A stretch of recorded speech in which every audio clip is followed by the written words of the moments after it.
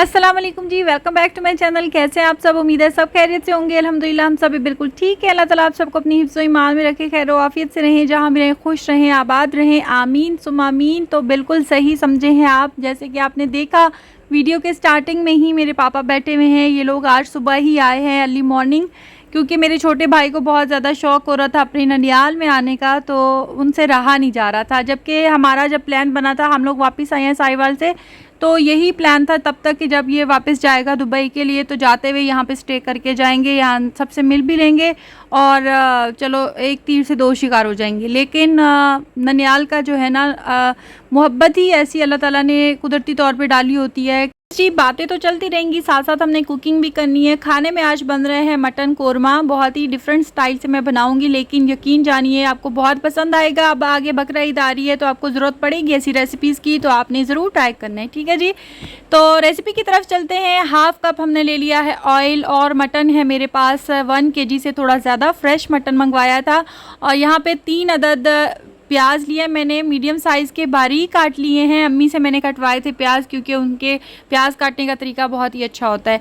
बारीक पतले लंबे स्लाइसेस में आपने प्याज काटने और उनको हाथ से मसल के जो प्याज़ों को साथ जुड़ी होती हैं कलियां, वो अलग से कर लेनी है, ठीक है जी। ये सबसे पहली टिप है, ये करना ज़रूरी है क्योंकि आपके प्याज बहुत अच्छे से ब्राउन होंगे अगर आप ऐसा करेंगे तो। उसके बाद मैंने डाल दिया है 1 तेज़पत्ता, 3 अदद छोटी इलायची और 1 अदद बड़ी इलायची डाल के थोड़ा सा हमने इसको फ्राई करना है। उसके बाद 1 टेबलस्पून भर के आपने जिंजर गार्लिक पेस्ट डाल देना है। ये जो मैंने इलायची डाली है, तेज़पत्ता डाला है, इससे खुशबू बहुत अच्छी आती है और मटन की जो ओरिजिनल स्मेल होती है ना, वो ख़त्म हो जाती है।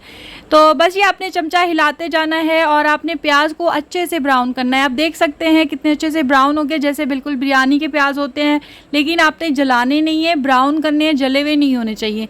तो उसके बाद हमने गोश्त डाल दिया है। गोश्त का जो है ना पानी खुश्क करना है हमने। जब तक इसका पानी खुश्क नहीं हो जाता तब तक हमने इसमें कोई चीज़ और ऐड नहीं करनी। आप देख सकते हैं गोश्त का कलर भी चेंज हो गया है, पानी भी खुश्क हो गया है। इसके अंदर मैंने 2 अदद बड़े वाले टमाटर लेके मैंने ग्राइंड कर लिया था, इनका पेस्ट कर बना लिया था ताकि कोरमे का कलर बहुत ही अच्छा आए। अगर हम काट के डालते हैं ना तो फिर कलर ऐसा नहीं आता, तो इसलिए हमने पेस्ट बना लेना है। और उसके बाद मैंने 2 टीस्पून डाले हैं पिसी हुई लाल मिर्च के, हस्बे ज़रूरत नमक ले लिया और हाफ़ टीस्पून हल्दी का ले लिया। अब इन सारी चीज़ों को डाल के मिक्स कर लेना, थोड़ा सा पका लेना है। उसके बाद ये आपने शामिल कर देना है बड़ा मग्गा पानी का।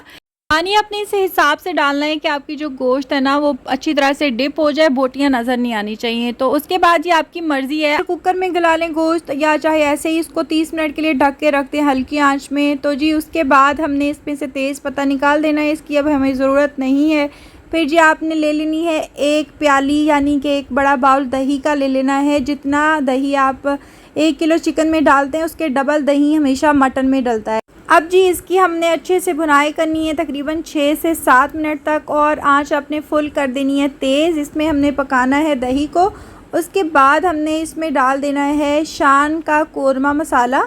वो आपकी मर्ज़ी है, अगर आप डालना चाहें, अगर आप नहीं भी डालना चाहें तब भी कोई मसला नहीं है। यहाँ पे मैंने 1 टीस्पून शान कोरमा मसाला इसमें शामिल किया है और 1.5 टीस्पून आपने कुटा हुआ सूखा धनिया इसमें शामिल करना है। कोरमे की अच्छी ग्रेवी के लिए, दानेदार सी ग्रेवी बनेगी आपकी बहुत ही अच्छी, ठीक है जी। पिसा हुआ धनिया पाउडर नहीं डालना, आपने कुटा हुआ धनिया पाउडर डालना है। उसके बाद ज़ीरा पाउडर, गरम मसाला और जायफल जावित्री का थोड़ा सा पाउडर वो मैंने शामिल कर दिया। अब इसमें मैंने फूड कलर ऐड कर दिया है अच्छे कलर के लिए। कोरमे का कलर अच्छा आएगा, लुक अच्छी लगेगी तो ऑटोमेटिकली आपका खाने का भी दिल चाहेगा। और अभी यकीन कीजिए इतनी अच्छी खुशबू आ रही थी कि मैं आपको बता नहीं सकती। जबकि मैंने खाना खाया हुआ था फिर भी मेरा दिल चाह रहा था खाने को। और ये स्पेशल रेसिपी मैंने आप सबके लिए रिकॉर्ड किया है। आगे बकरा ईद आ रही है, आप बनाइएगा, आप यकीन कीजिए आपके घर वाले खुश हो जाएंगे। जो भी खाएगा आपकी तारीफ़ करेगा, क्योंकि खाना तो हमने बनाना ही होता है, तो क्यों ना प्यार से मोहब्बत से बना लिया जाए। आपके घर वाले भी खुश, शौहर भी खुश, बच्चे भी खुश, और ये काम फिर हमारे लिए इबादत भी बन जाता है। एनीवेज जी खाना तो हमारा बन गया था। आज ज़रा जल्दी बना लिया था मैंने, क्योंकि इसके बाद हम सबका प्लान था फ़लूदा या रबड़ी खाने का, और काफ़ी टाइम से हम इंतज़ार कर रहे थे। हम प्लान बनाते थे लेकिन हमारा प्लान कामयाब नहीं होता था। आज फाइनली हम लोग जा रहे हैं, क्योंकि मम्मा पापा भी आए हैं, भाई भी आए हैं, तो हमने सोचा क्यों ना हम सब मिल के चले जाते हैं। तो हम वही फ़लूदा और रबड़ी खाने जा रहे थे। मैंने आपको अपनी एक पिछली वीडियो में भी बताया था, हाफिज़ कसूरी फ़लूदा बहुत ही अच्छा उनका फ़लूदा है, आप ज़रूर ट्राई कीजिएगा। आप जाके उनको बता सकते हैं, ज़ाविया एंड मम्मा का नाम ले सकते हैं, आपको डिस्काउंट भी मिलेगा। बहुत ही अच्छा, अगर आपको खालिस दूध चाहिए, खालिस खीर चाहिए, आपके घर में मेहमान आ गए अचानक से, आप उनको फ़ोन करके ऑर्डर भी कर सकते हैं। बहुत साफ़ सुथरा और बहुत अच्छी सर्विसेज आपको मिलेंगी। सब कुछ वहाँ पे अवेलेबल है, दूध, बादाम वाली बोतल और खीर। मुझे तो पूरी तरह से वैरायटीज़ पता भी नहीं है, लेकिन मैंने जो चीज़ खाई है ना, मैं भूली नहीं। उसका टेस्ट काफ़ी टाइम तक आपकी ज़ुबान में रहता है। तो खैर जी, हम बस उन्हीं की तरफ जा रहे हैं, डायरेक्ट उन्हीं की शॉप पे जाएंगे, वहीं से खा के हम वहीं से वापस आ जाएंगे। कोई मार्केट का चक्कर नहीं आज लगने वाला, कुछ भी नहीं। और सबसे अच्छी बात यह है कि जब आपका दिल चाहता है तो आपको आपके अपने शहर में वो चीज़ मिल जाती है। पहले ऐसा होता था, फ़लूदा खाने के लिए साहिवाल से मेरे पापा लोग, इनके सारे दोस्त, हम लोग कसूर जाया करते थे फ़लूदा खाने के लिए, लेकिन अब तो हमारे अपने शहर में हर चीज़ मिल जाती है माशाल्लाह से। आप ज़रूर विज़िट कीजिएगा इनकी शॉप पे। ये हमारे भाई हैं, बहुत अच्छे हैं, आपको बहुत अच्छी सर्विसेज देंगे। और जी, लोकेशन मैंने आपको दिखा दी है, क्राउन फ्लेक्स एंड प्रिंटर्स के पास ही पैराडाइज बेकरी है, उसके पास बिल्कुल ही हाफिज़ कसूरी फ़लूदा और मिल्क शॉप के नाम से इनकी शॉप है। आप जब चाहे जा सकते हैं। खालिस दूध मिलेगा, खालिस दही मिलेगी और हर वैरायटी मिलेगी साफ़ सुथरे माहौल के साथ, क्योंकि मैं आप सबसे वही शेयर करती हूँ जो मुझे पसंद होता है। और यहाँ पे आना मुझे बहुत अच्छा लगता है क्योंकि इनका टेस्ट अमेजिंग है। तो आप भी ट्राई कीजिएगा, ठीक है जी।